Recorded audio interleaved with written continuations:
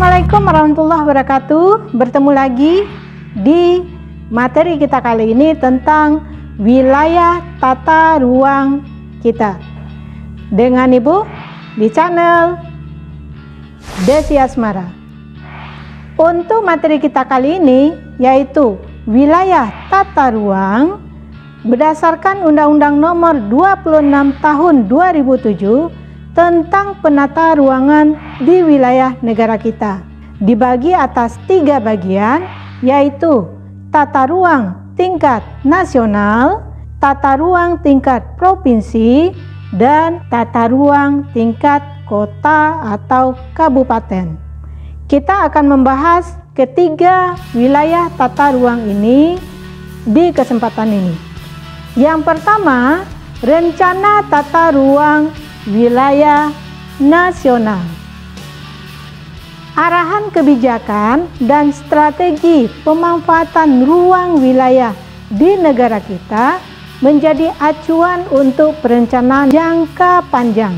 Ini dilakukan selama 20 tahun. Namun, setiap 1 kali dalam 5 tahun akan dilakukan peninjauan terhadap rencana tata ruang wilayah nasional ini. Rencana tata ruang wilayah nasional nanti disingkat dengan RTRWN, Rencana Tata Ruang Wilayah Nasional. Biasanya dilakukan dalam waktu jangka panjang. Kemudian, rencana pembangunan jangka menengah serta pemanfaatan ruang dan pengendalian wilayah nasional secara keseluruhan.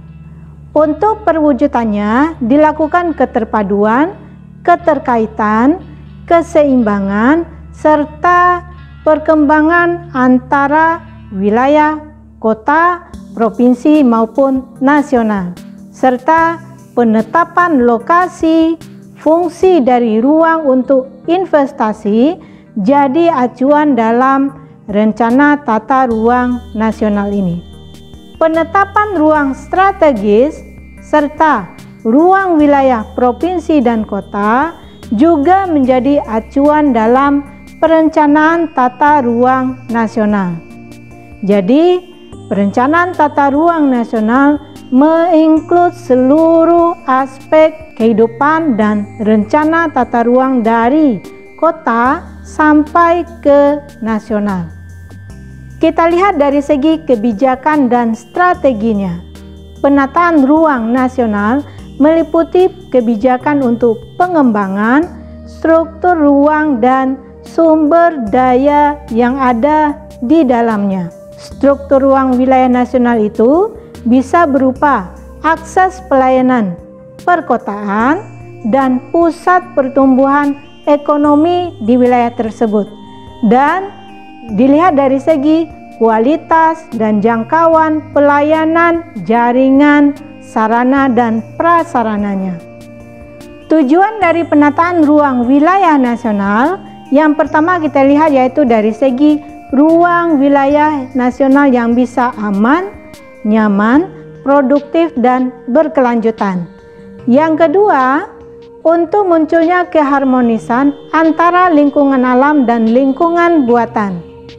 Yang ketiga, adanya keterpaduan antara perencanaan tata ruang wilayah yang ada di nasional, provinsi, serta kabupaten kota.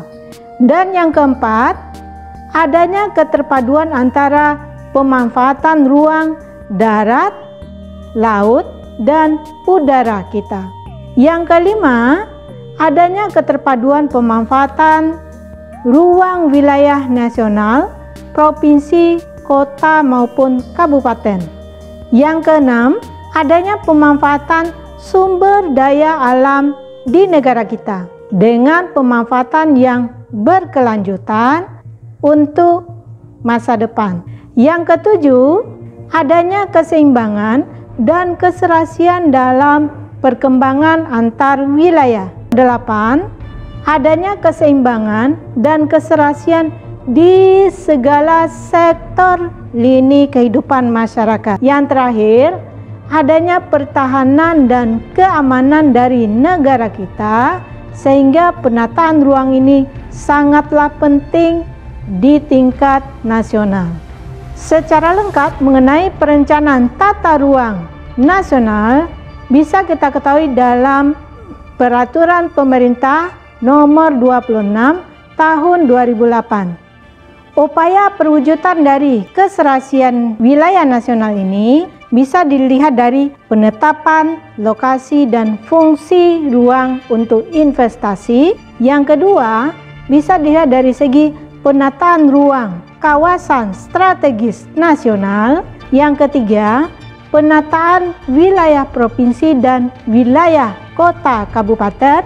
Yang keempat, adanya kebijakan dan strategi penataan ruang wilayah nasional. Dan yang terakhir yaitu kebijakan dan strategi penataan ruang wilayah nasional meliputi pengembangan struktur ruang dan pola ruang itu sendiri. Pola ruang wilayah nasional nanti kita bagi atas 3 bagian. Yang pertama, kawasan lindung, 2, kawasan budidaya, dan yang ketiga, kawasan strategis nasional. Yang kedua, kita lihat dari perencanaan tata ruang wilayah provinsi. Rencana tata ruang wilayah provinsi nanti disingkat dengan RTRWP. Apa itu?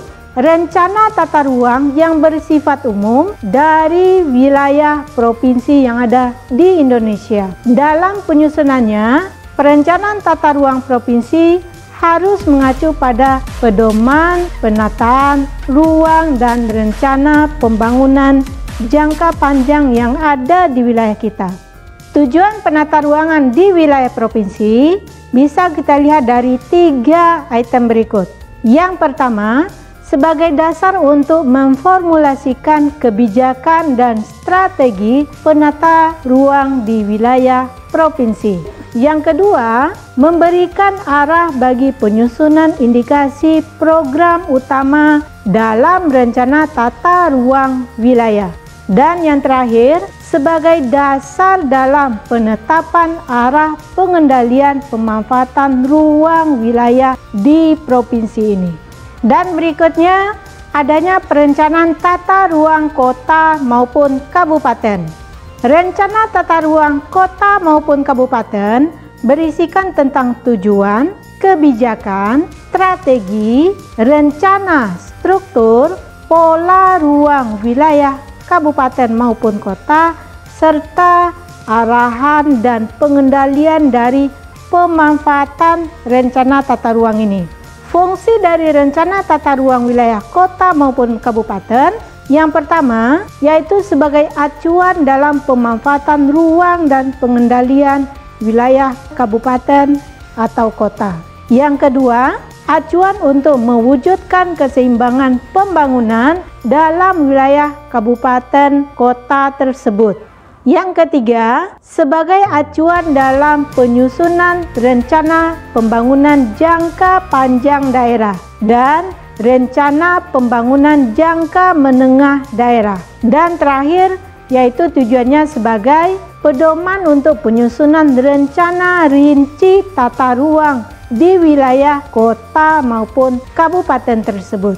Ini semua berguna dan bermanfaat untuk rencana tata ruang wilayah kota maupun kabupaten itu. Di antaranya manfaat yang pertama, mewujudkan keterpaduan antara pembangunan dalam wilayah kota atau kabupaten tersebut. Yang kedua, manfaatnya mewujudkan keserasian pembangunan wilayah tersebut. Dan terakhir, menjamin terwujudnya tata ruang wilayah kota yang berkualitas. Kesimpulannya, materi kita tentang wilayah tata ruang dibagi atas 3. 1. Wilayah tata ruang nasional. Yang kedua, wilayah tata ruang provinsi. Yang ketiga, wilayah tata ruang kota atau kabupaten. Sekarang, mari kita bahas latihan berikut ini. Yang pertama, sebutkan pembagian dari wilayah tata ruang di Indonesia. Yang kedua, Apa perbedaan tata ruang nasional, provinsi, kota, atau kabupaten? Yang ketiga, bagaimana cara kita untuk mensukseskan perencanaan tata ruang di wilayah negara kita ini? Cukup sekian latihannya. Ibu akhiri, Assalamualaikum warahmatullahi wabarakatuh. Dan jangan lupa